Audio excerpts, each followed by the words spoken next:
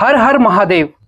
यूं ही नहीं, उत्तराखंड के ऋषिकेश को तप भूमि कहा जाता है। कुंडों के 4 अग्नि कुंडों के बीच में जो महात्मा इस समय साधना कर रहे हैं, 22 सालों से लगातार इस यज्ञ को करते हुए आ रहे हैं। पार्वती ने भगवान शिव की प्राप्ति के लिए जनवरी से मई तक वो मौन धारण रहेगा और भीषण गर्मी में मेरे तो यहाँ पसीने छूट गए। और यकीन मानिए कि यहाँ पे मेरे जैसे और आप जैसे आम आदमी 2 मिनट भी खड़े नहीं हो सकते। 4 अग्नि कुंड आपको जलते हुए दिखाई दे रहे हैं, उससे निकलता हुआ धुआं और ऊपर से सूर्य देव की तपिश। किस तरीके से ये साधना कितनी कठोर होगी। वीडियो को ज्यादा से ज्यादा शेयर करें। शेयर करने से हमारी जो पीढ़ी है वो अपने भारतीय संस्कृति, सभ्यता और ऋषि मुनियों के तप को जानती है।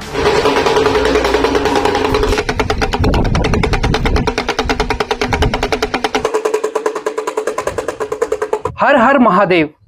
यूं ही नहीं, उत्तराखंड के ऋषिकेश को तप भूमि कहा जाता है। इस वक्त मैं ऋषिकेश के तपोवन में हूं और आप देख सकते हैं कि इस भीषण गर्मी में एक महात्मा पंचाग्नि साधना करते हुए आपको दिखाई दे रहे होंगे। 4 अग्नि कुंड बनाए गए हैं और 5वें सूर्य देव हैं। क्या महत्व है और ये पंचाग्नि साधना क्या है, इसके बारे में पूरी जानकारी भी आपको बताएंगे। हवन कुंडों के 4 अग्नि कुंडों के बीच में जो महात्मा इस समय साधना कर रहे हैं वो स्वामी समर्पण आनंद जी हैं। 22 सालों से लगातार इस यज्ञ को करते हुए आ रहे हैं। ये जनवरी माह में शुरू होता है और मई तक ये यज्ञ चलेगा। इस यज्ञ से कहा जाता है कि माँ पार्वती ने भगवान शिव की प्राप्ति के लिए इस कठोर पंचाग्नि साधना को किया था। उसके बाद ही शिव की उनको प्राप्ति पति रूप में हो पाई थी। पूरे यज्ञ के बारे में जानकारी स्वामी जी से ही जानेंगे। फिलहाल स्वामी जी तो बात नहीं करेंगे क्योंकि वो इस वक्त मौन धारण में है और जनवरी से मई तक वो मौन धारण रहेगा। और इस यज्ञ को कब ये शुरू होता है, कैसे होता है, क्या क्या इसमें विशेष, इसका क्या ध्यान रखा जाता है, इस बारे में सारी जानकारी जो आश्रम के स्वामी जी हैं उनसे भी बात करके। पंचाग्नि जो साधना है इसके बारे में बताएं, क्या महत्व है, कितना ये कठिन होता है। देखिए, आप तो रोज जीवन जीते हैं, आप जानते हैं कितना संघर्ष होता है। जब हम उस संघर्ष को कई गुना बढ़ा देते हैं तो फिर आपको समझ में आएगा कि कितना कठिन हो सकता है। अभी मेरे को यहाँ खड़ा होना, उसके लिए मेरे को तप करना पड़ता है ना।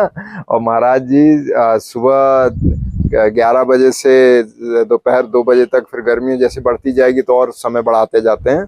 प्रमुख उद्देश्य है कि अग्नियां जो काम क्रोध लोभ मोह को संबोधित करती हैं, वो ऐसी स्थिति में भी हम किस प्रकार से हम उसी भावना में रहें कि हम चेतना उस पूरी दुनिया को ब्रह्म स्वरूप देख सकें, उसका प्रमुख उद्देश्य होता है।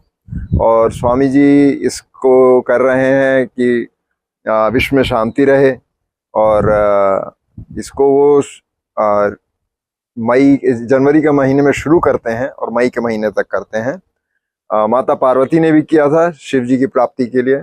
तो शिव पति स्वरूप तो ज्ञान स्वरूप हो जाते हैं।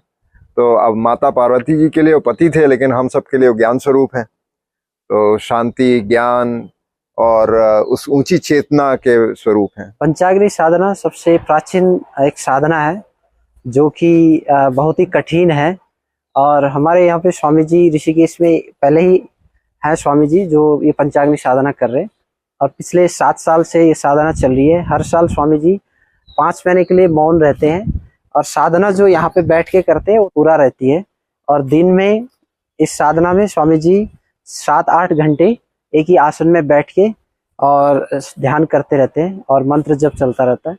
ये बहुत प्राचीन साधना है। संन्यास लेते हैं वही लोग करते हैं, आम लोगों के लिए साधना उचित नहीं होती है। स्वामी जी के अलावा ऋषिकेश में कोई और पंचाग्नि साधना करते हैं? नहीं, ऋषिकेश में कोई नहीं करते हैं, लेकिन जो स्वामी जी के जो गुरु जी है, दादा गुरु जी स्वामी सत्यानंद सरस्वती जो बिहार स्कूल ऑफ योगा के थे, उन्होंने ही पंचाग्नि साधना की है।